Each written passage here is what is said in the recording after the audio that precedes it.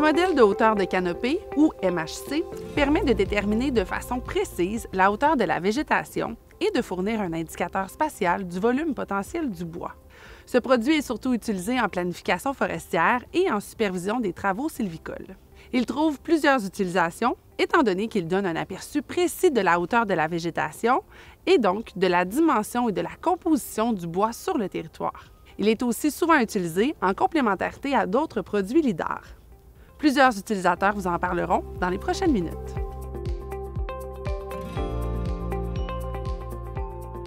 Pour ce qui est du modèle de hauteur de la canopée, on s'en sert beaucoup en planification à l'avance pour déterminer, les essences qui sont présentes dans les forêts, la hauteur des arbres, savoir si le peuplement est prêt.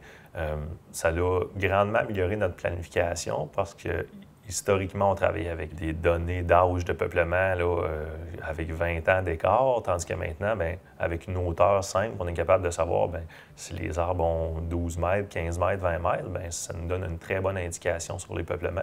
Ça nous donne une indication également sur le degré de dégradation de certains peuplements. Lorsque la forêt est vieille, on peut voir qu'il y a des trouées. On peut s'en servir également pour la planification des travaux sylvicoles, voir s'il y a de l'enfeuillement dans les peuplements. Donc, c'est beaucoup de travail d'interprétation à l'avance au bureau. Puis sur le terrain, ça nous permet également d'améliorer notre travail de rubanage ou de planification, ou même de donner des indications aux opérateurs sur des zones à éviter parce qu'exemple, il y aurait moins de bois dans un petit secteur. Donc, au lieu de faire des exclusions de base automatiques, on peut seulement informer l'opérateur, lui montrer comment ça fonctionne, puis après ça, lui, il va être capable de prendre ses propres décisions, de dire « OK, dans cette section-ci du peuplement, il y a moins de bois, donc je vais passer au travers. »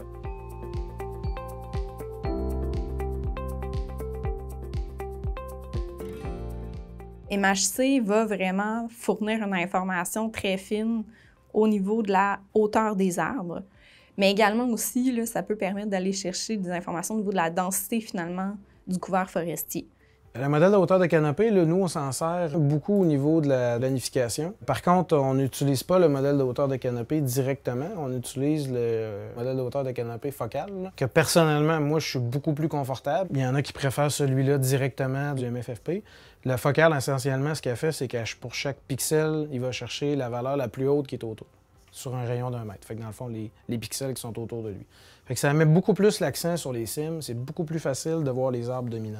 L'important, c'est d'avoir quelque chose là, avec lequel on est confortable. Parce que l'autre volet du modèle de hauteur de canopée, c'est d'être capable d'identifier les essences. Là. Mais il y a moyen de développer le même genre d'expertise que les photo-interprètes à partir du LIDAR. Puis c'est vraiment important d'avoir quelque chose avec lequel on est confortable. Là.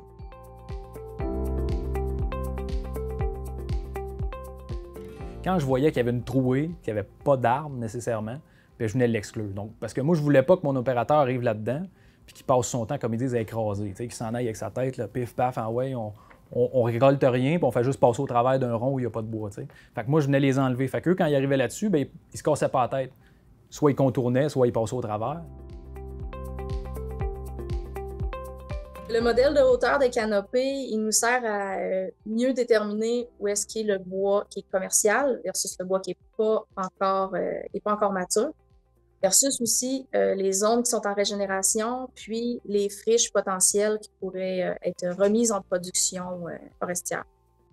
Nous, on s'en sert quand on a à valider la planification qui nous est transmise par le ministère Forêt-Faune-Parc. Parfois, il y a certains secteurs d'intervention qui sont en bas de 7 mètres de hauteur.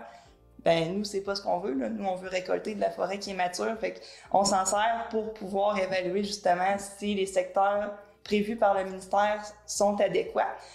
On s'en sert également pour évaluer des motifs de non-récolte. Parfois, là, quand on a des blocs de coupe, il y a certains secteurs qu'on doit exclure. Bien, si c'est du bois trop petit, on va vérifier notre motif, puis on va être capable de voir, ils l'ont pas récolté parce que c'était trop petit. On n'avait pas besoin de le récolter à ce moment-là. Le modèle de hauteur de canopée, je l'utilise fréquemment, autant à la planification, lors des opérations de récolte et aussi à tous les mois, nous devons faire un relevé de récolte qu'on doit remettre au ministère.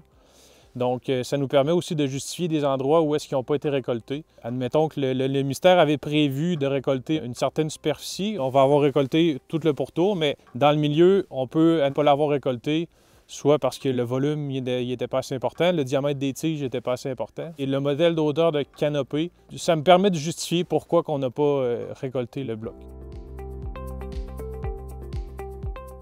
On est capable de voir la hauteur des arbres qui atteint en haut de 10 mètres. Donc, c'est un bon indicateur pour savoir que ce peuplement-là pourrait être prêt à traiter en éclaircie commerciale.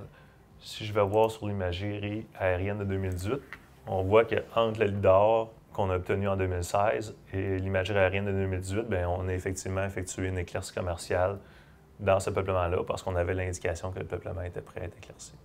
On a ici un exemple de peuplement qui a été récolté en 2013, qui a été reboisé. Il est très difficile présentement de voir si les résineux sont libres de croître ou non. Donc, ce qu'on utilise avec la donnée de canopée, réaliser une symbologie où il y a moins de 3 mètres est visible, on est capable de voir un peu où il y a de l'enfeuillement dans la plantation.